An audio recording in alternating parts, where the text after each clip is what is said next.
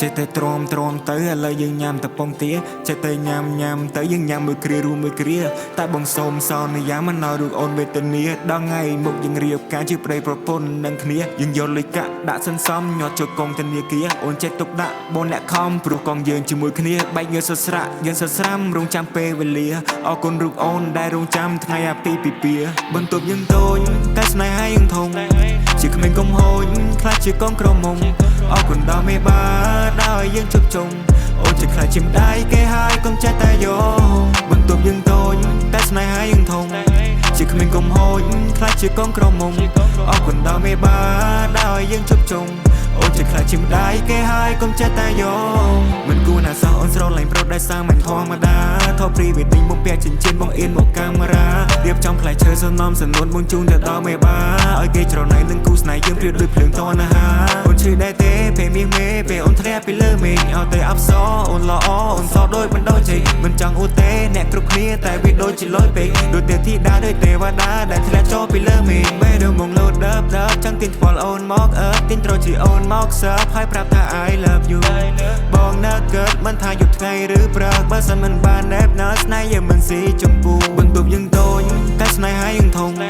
ជាក្មេងកុំហូចខ្លាចជាកងក្រមុំអរគុណដល់មេបាដល់យើងជប់ជុំអូនជាខ្លាចជាម្ដាយគេហើយកុំចេះតែយកបន្ទប់យើងតូចតែស្នេហាយើងធំជាក្មេងកុំហូចខ្លាចជាកងក្រមុំអរគុណដល់មេបាដល់យើងជប់ជុំអូនជាខ្លាចជាម្ដាយគេហើយកុំចេះតែយក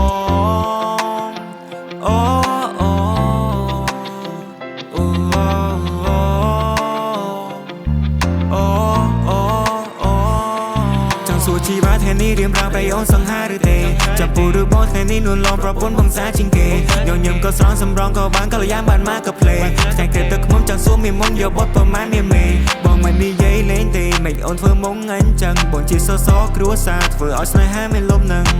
បងចង់មានបទហេតុអ្វីឬអូនធ្វើមុងខឹងមិនចង់ឃើញកូនឆ្មាដែលប្រែកាឡាទៅជាសឹងបងជាចៅចិនតែអូនវិញជាខុននារីបងជាយ៉ាងគួរតែអូនវិញជាស៊ីឡូមីស្នេហាយើងក៏ក្រើកអរជួយព្រះធរណីបងសន្យាជីវិតអូនគឺដូចជាចាងសេឈីបងធ្វើឲ្យអូនឲ្យមានសុភមង្គលគ្រាដែលយើងវេទនាតែមានអូនអ្នកជួយបញ្យល់ឲ្យដល់កិនឲ្យបងគិតឲ្យដល់គល់ឲ្យបងយល់ពីការប៉ិនថាស្នេហ៍អូនមាននទីពលអូមកស្នេហាស្នេហ៍បងអូមកស្នេហាទេវតាចងក្រងអូមកស្នេហាស្នេហ៍ស្ន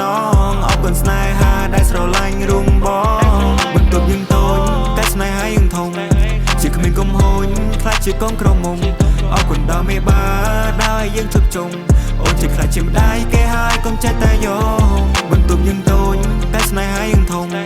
ជាក្មេងកុំហូចខ្លាចជាកងក្រមុំអរគុណដល់មេបាដល់យើងជប់ជុំអូនជាខ្លាចជាម្ដាយគេហើយកុំចេះតែយក